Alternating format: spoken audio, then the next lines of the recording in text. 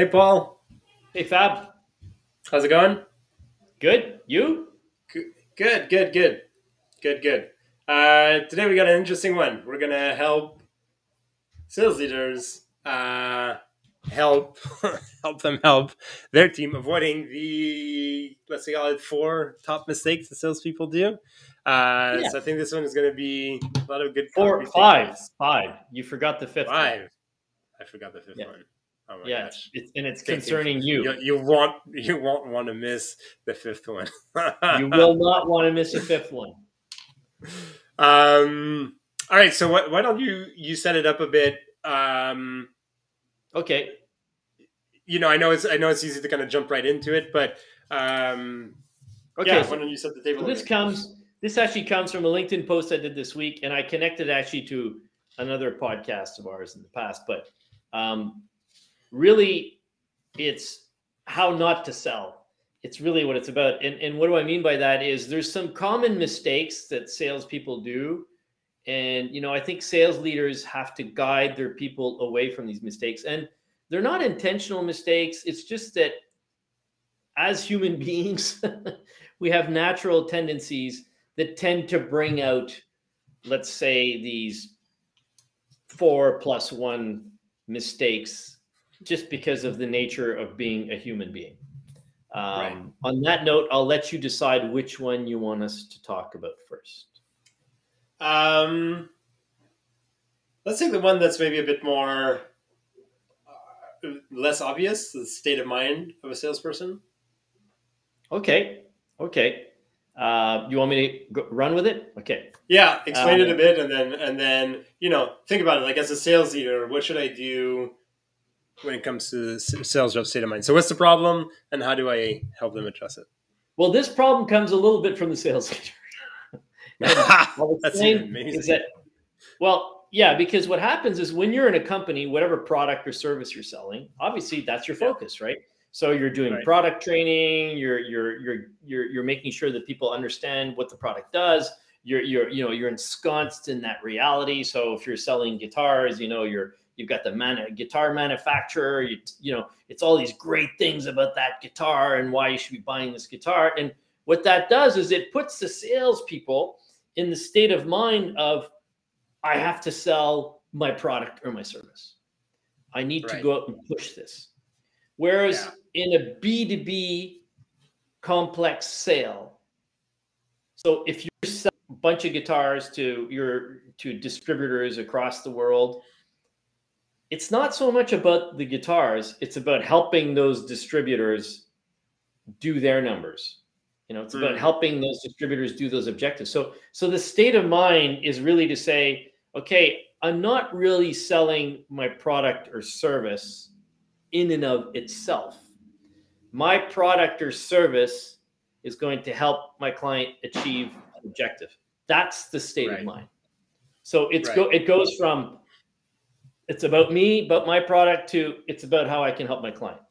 That's I believe, that simple, and that state of mind. Now, it's a harder thing to do because as a sales leader, you're always talking about the guitars and what they can do and their fantastic capacity and what it is. And this might be true, but you need to first make sure you understand your client's objectives.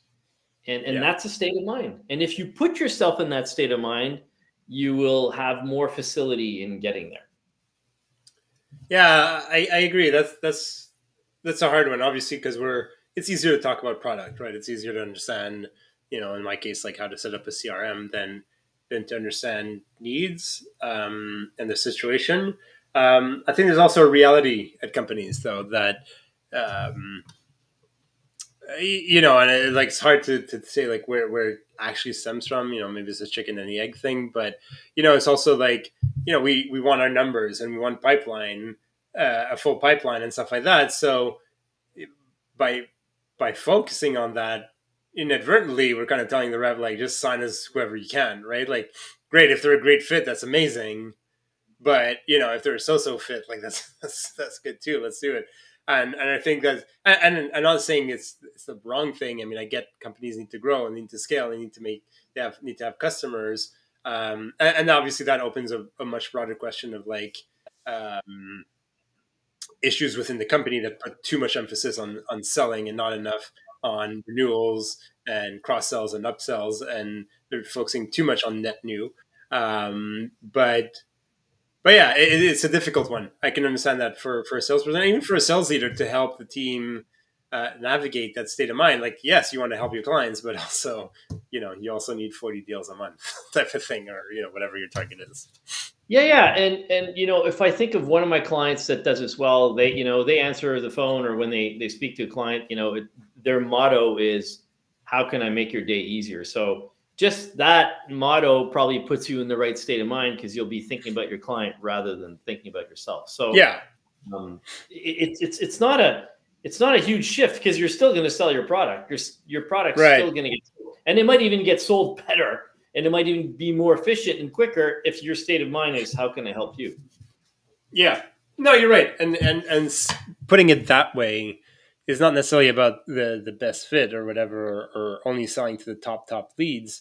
It's about, how can I help them, right? And some people you can help 100% and they're a great fit client, and some people you can help 80%, and so on and so forth. But yeah, okay, I like that one. So as a rep, make sure you're communicating and training. Not a rep, sorry. As a leader, you're making sure you're communicating and training your reps on changing the state of mind of your salespeople. You're not here to sell a product. You're here to sell. You're here to help your customer with. Yeah, and in the end, product, you'll probably get better results. So as the leader, and as the owner of the company, you'll probably get better sales results doing that. So, but it's human nature. I like that one.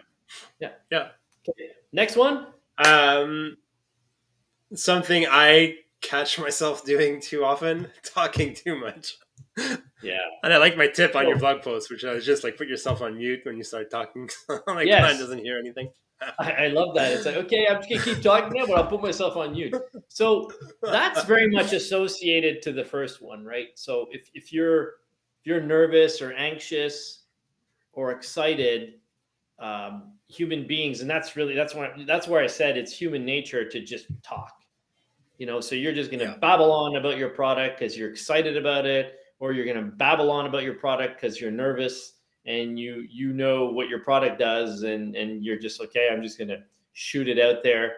But really, if you really are concerned with your client's reality, what you should really be doing is listening for their objective.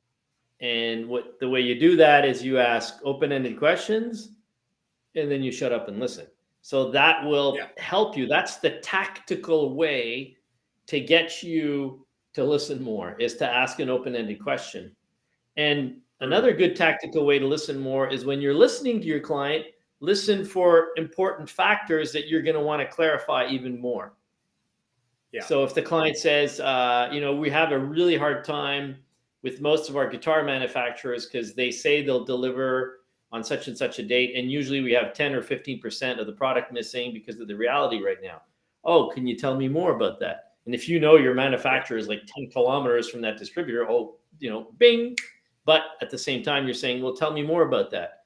So you're finding out more, and you're getting them to talk more, and you're listening more, because if you talk less, you'll listen more.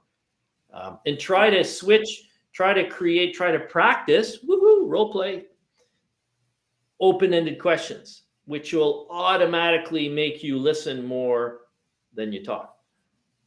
Right. And I think you said it there, right? Quiet right now. I'm practicing what you preach. No, and you're right. I think, as a sales leader, you just mentioned it, and we had an episode a couple of weeks ago, or last week. I don't remember when I posted it, but on role play, and that's key, right? Because I think it's not natural to not talk, right? When you're in a conversation with somebody, we all talk, right? When you talk to your friends, when you talk to your accountant, when you talk to whoever, you're talking, right? And actually being quiet is very disturbing for some people. I remember before we both ventured out on our own, we worked together at the same company, and we were at some sort of a event, like company event, And like the boss was like, "You're next time you're asking Fab, next time you're asking the question, you're too you're too quiet. You know, it's disturbing for people when the other person isn't talking, Yeah. and it's yeah, it's challenging for them to. It's challenging for the other person when whoever they're talking to doesn't talk much. I mean, that being said, we like talking. So if the other person is asking open-ended questions and being active, and the other person, even if you're in a social situation, and the other person gets to talk a lot about themselves, they're super happy. So not talking is actually quite difficult, right? And it requires a lot of Yeah. Well, practice. And I think role play and to is come key. back to the example you said, like, you were not talking about enough. So the previous guy we worked with said, well, Fab, you asked the next question, but let's be honest, if he'd asked you an open-ended question, it said, hey, Fab, tell us your comments on this, you would have started talking. Right. So if you, and in a sales call, it is unbalanced. It should be unbalanced. It should be, 60-40 the client. It should be 70-30 the client. It should be 80-20 the client. But often it's the other way around. Yeah. And it's just because there's those nerves, and the client's like, I don't really want to be, or the prospect's not, I don't really want to be here. I'm going to shut up. So if you don't ask the right questions, which are most of the time open-ended questions, you're not engaging that person's brain, And if we just take the example of the conversation starter, which you've talked about in the past, when you make it about them and you ask them that open-ended question, boom, usually you get them to talk. And after the 2 minutes that you said you'd be taking with them, you say, hey, it's 2 minutes, you want to keep going. And they're talking like, yeah, let's keep going, because you've engaged them. You've put their car into, you put their brain into gear, and they want to engage with you. So if you are capable, so it's not just about not talking too much. It's also about learning how to engage. And that's from usually open-ended questions, listening, and clarifying on what they're saying. Fair. And this one's related. I don't know if we have much to add to it, but asking too many closed-ended questions. I mean, I think they go hand in hand, obviously.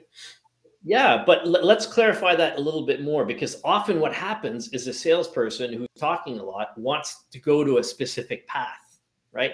They want to get certain answers so that they can talk about their guitars. So what they'll do is that they'll say, do you have a current problem with your guitar supplier? No. Do they ever give you things late? Do you ever get late shipping arrivals? So the client's brain is never really engaging, and the client naturally, or the prospect naturally, knows you're just trying to get, set it up, get enough no's or enough yeses so that you can, go in and talk about what you want to talk about. But if you train yourself to turn those closed-ended questions into open-ended questions, it'll help you to get yourself to talk less, and it'll get your client more engaged as well. So that's what I would say about that. I don't know what you think about that. Yeah, I find, they are obviously interrelated, because you mentioned before, like open-ended question to help the prospect speak. And it's not, I think closed-ended question is safe, right? Like it's safe. I think it's also intimidating. Let me go back. I said not talking is difficult, right? But part of the difficulty is, one, we're kind of trained to want to talk, right? Like we want to share our point of view, like you just said, right? I want to talk about my product in a sales situation, or I want to talk about my day in a couple, maybe, type of thing. So it's hard to not talk. And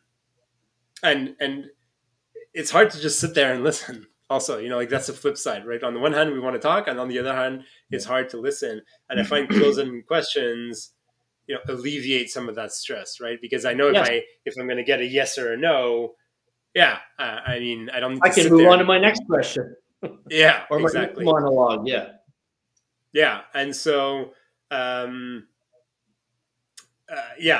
agree with you. I mean, it's really easy, and I think role play again goes hand in hand, right? Talking too much and working on it with the reps on not asking so many close. I mean, some closed-ended questions are important, like do you want to move forward, type of thing, are important, but or is this still a good time for you, type of thing. But I think role play is really key here. Is really training your reps, and you could do a variation on a kid's play where it's like, the kids have a game where you can answer only yes or no. Well, I'll just do the reverse of that where you can only ask open-ended questions, right? Like, and Yeah. I think you've done that with me, once, where it's just like, Yeah. yeah, you can't ask any close-ended question, only open-ended. Yeah, and it's actually harder than you think. A lot of people say, "Oh, I know, yeah, who, what, when, where, why, what." It's easy, but then you ask them to do it in a role play situation, and it becomes harder. Like they'll say, Yeah, you know, have you ever? Do you? They don't think of tell me more or what or how. It's just it's a human. It's basic humanity. You yeah. know, we're taught to be concise, and to be concise often requires a closed-ended question, but it doesn't serve you as much in sales. Unless you're asking them, are they going to sign today? Yeah. That should be your first uh, question. First yeah. thing when they pick up the phone, are you going to sign today? Are you signing this week? Because if it's no, I don't have to talk to you. Yeah, I'm not going to talk to you. And then, who are you? What are we talking about? Okay, bye. Okay, that was We're so yes. voice ever. That'd be amazing, though. Imagine. Yeah. That would really, that would really throw the prospect for a loop. Yes, yeah. He might think you're a little crazy, but yeah, or she might think you're a little crazy. All right. Fourth one, pitching too early. So again, if you think of the sales process, which we've talked about a lot in the past, is like, so people will have that, you know, elevator pitch, and then they'll hear one challenge. So, oh yeah, we are having a hard time with the distribution of guitars, and boom, they zoom in and they start talking about their product and their guitars, how they can get there in time, and they don't go deeper because they may have found out, you know, that not only are they having a problem with the guitars, but they're having a problem with their drums and their basses and their violins and their trumpets. And, you know, and you could have potentially helped them on many different fronts, but you zoomed in there so quickly that, okay, you found a problem. They might buy from you, but you don't know their objectives. You don't know their motivation. You don't know their needs. You don't know that they're trying to grow the company. You know, you're not a partner. You're just a supplier of guitars or guitar strings or whatever you do with guitars. So, and that's easy because the rep says, well, I know what I do. And he talked about it. So I just wanted to jump in.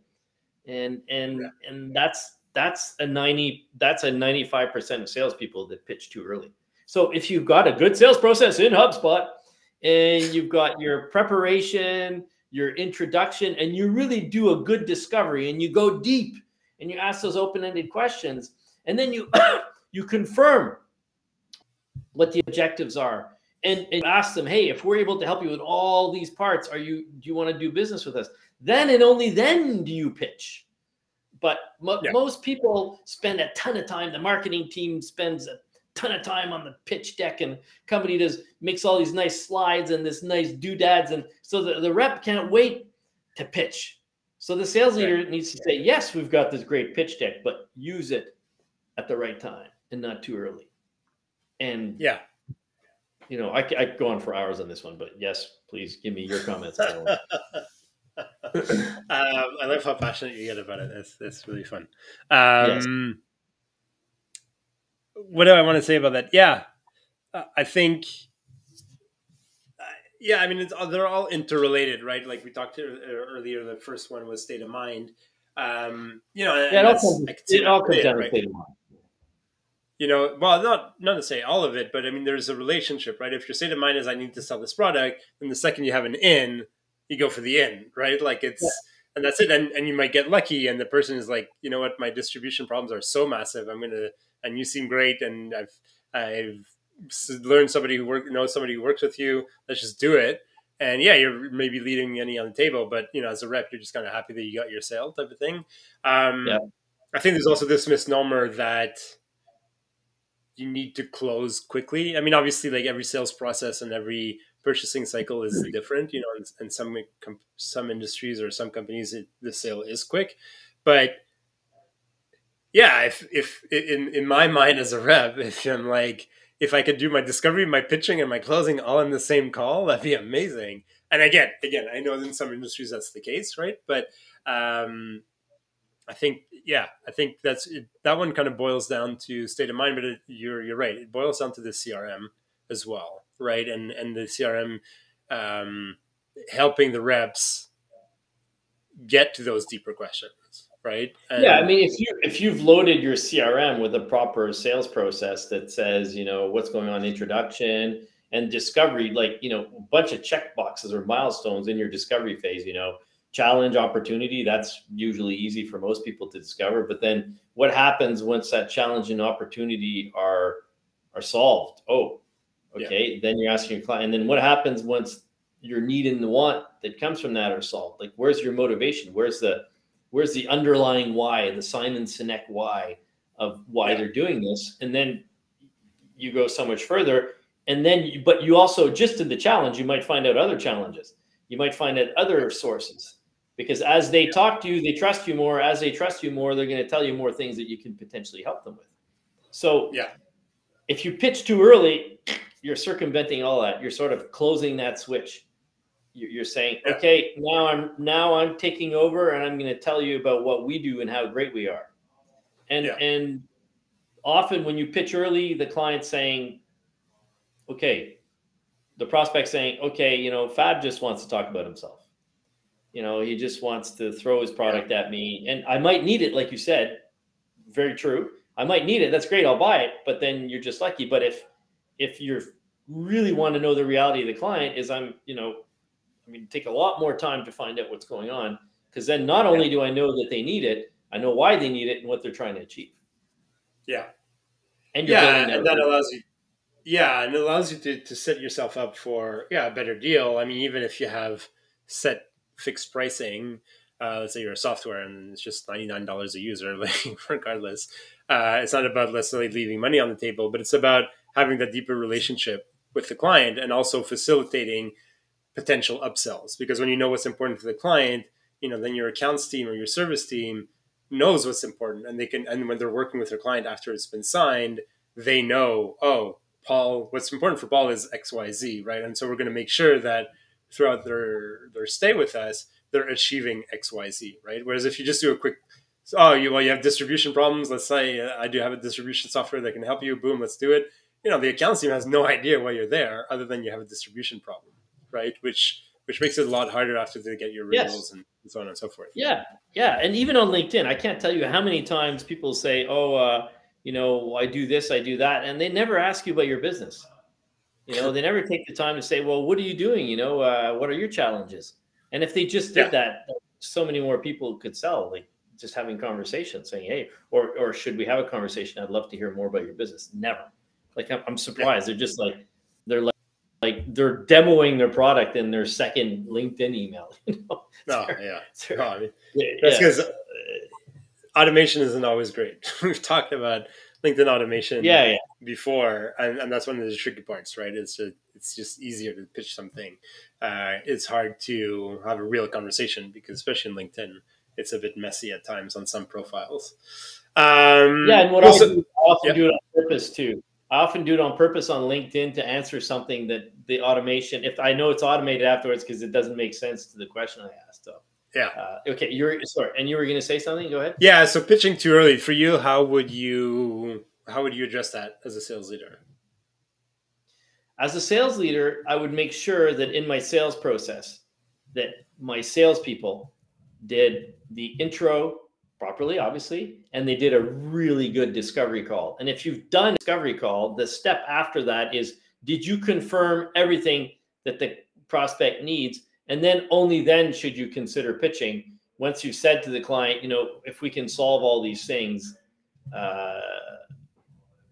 would you consider doing business with us? So how do you do that? You make sure that your reps are doing a full discovery call.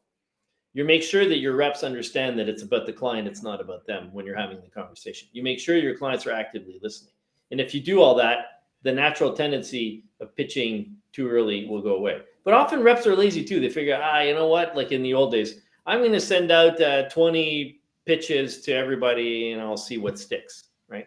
Yeah. So if you had one competitor and people had to buy something, it could work. But that doesn't work, because in a competitive market, that just doesn't work.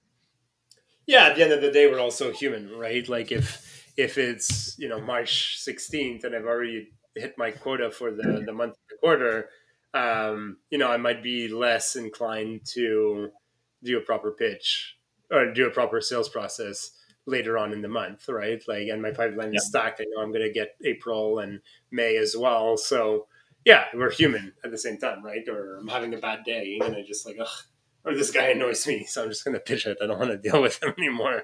And not only that, I mean, yes, you're totally right. I'm just going to pitch him in.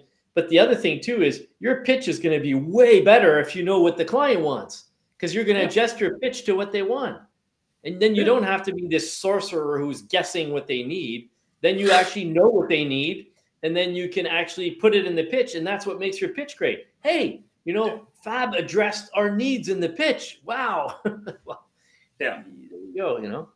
It doesn't have to be, you know, spectacular colors or dazzling. It's got to be, well, no, he actually addressed our issues. And that's what's good. So you talked about sales process. So I guess that's a good segue to the last big mistake. So if we recap, one of them is their state of mind. They're too focused on selling and not enough on helping. The other one is talking too much. The other one is asking too many close-ended questions. We just talked about pitching too early. The last one you mentioned, which actually kind of surprised me when we spoke offline, was they're not using their CRM enough. Because the reason why it helped me, they're not using it properly. Right, they're not using it properly. So what do you mean by properly? So first of all, if you have a CRM and you just, you know, take it out of the bag and you just set it up and you don't take any time to customize it and to understand what the different processes that you don't talk to a Fab to really understand how it needs to be adjusted to your reality. Well, then those salespeople just say, well, these stages mean nothing to me, you know, or they don't really make sense to me. So I'll just put it wherever, you know, my sales leader wants me to do, so I'll just put it wherever. The other thing is, you know, there's some very basic things that I really love in CRMs, and not just HubSpot. You know, I'll be honest here. There's other CRMs that can do this, but you know, if you're making a phone call, I love the fact that the phone call is going to be logged in automatically into your CRM. If you're making an email, I love the fact that the email is automatically logged into there. And if you're taking notes, you know, throw out your freaking notepad and take your notes in your CRM. Just that alone, you'll be better than 50% of the companies using their CRMs. You know, because you didn't load it up, you didn't. You know, and you know this better than I do, but if you have APIs that connect to your ERP or your operations, if you have APIs that connect to other softwares you have internally, your marketing, you know, if let's say you're not using HubSpot marketing, but you're using some other platform, if that can connect to your CRM, like all these things make it such as a sales leader, if you make sure that CRM is a good sales tool, then it's going to be awesome. And I'll give you the stupidest example that I ever lived in the past.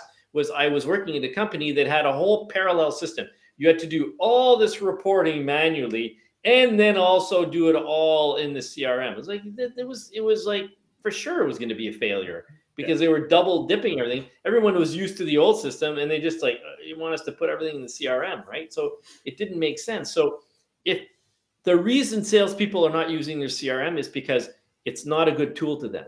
You know, I don't know anyone who doesn't use their iPhone or their smartphone because this is a great tool and it actually works. Yeah. So if you don't set up your CRM properly, it's not a good tool. So the onus is on the company and the sales leader to set up the CRM properly so that it's a true advantage to the reps. So if it's done properly, it's their sales assistant because they have if it's done properly, it's their sales assistant because they've done a proper process in there and they know how to follow the steps.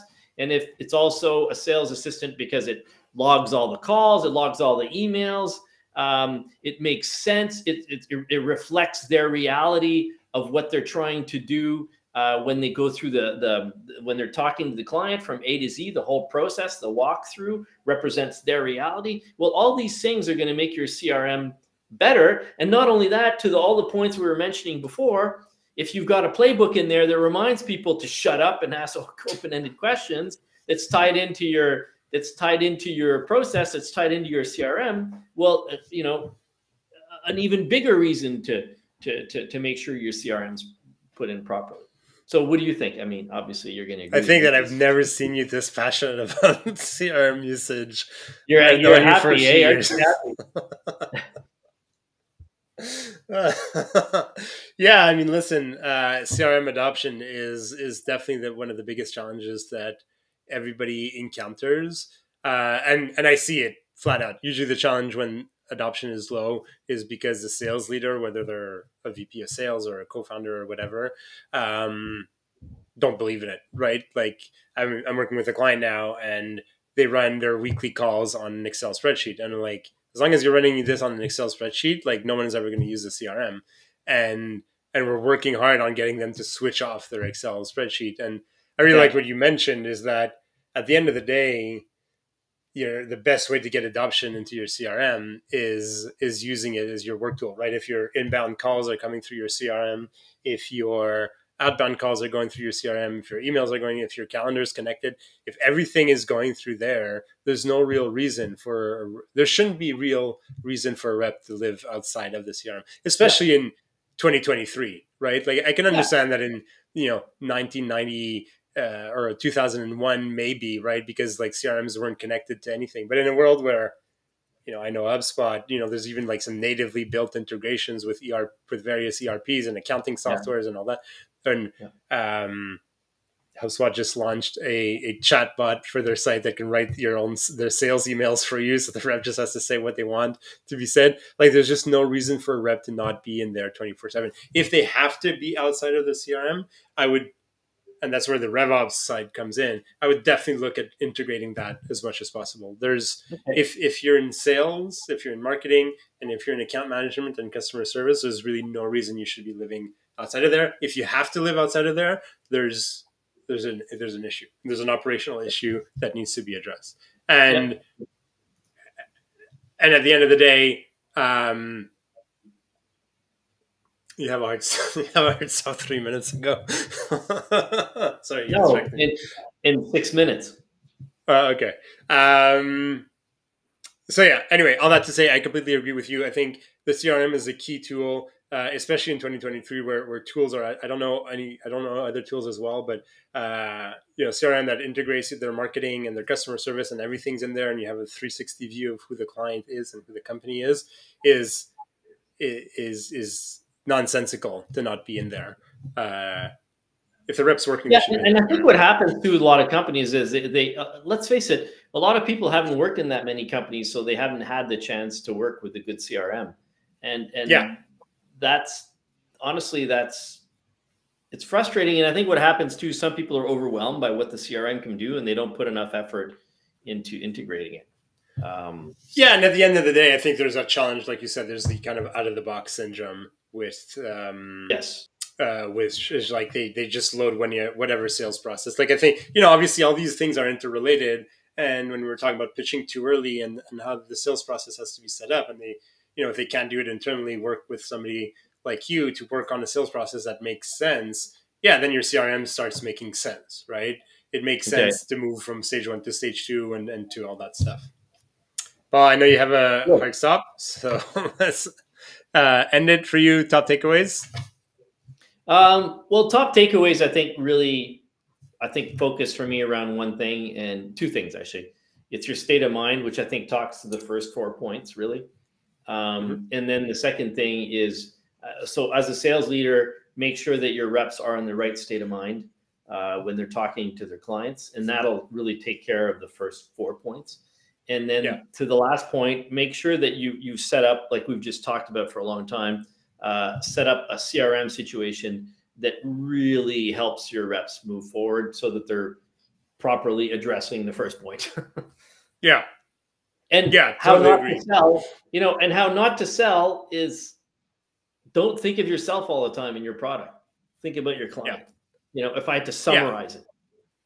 Yeah, I think you're right. I think that's my biggest takeaway too. Actually, my two biggest takeaways is like approach it with a state of mind that you're there to help, not to sell. I think that goes much longer way than you think. And setting up your CRM, making it the only place that the rep needs to be in, goes a long way, because from that, not only do they have the tools to sell better, but you have the data afterwards to help you improve in an ongoing basis. Yep. Awesome. Thanks, Paul. Thanks, Fab. Talk to you next week. Salut. Bye. Bye-bye, everyone. Bye.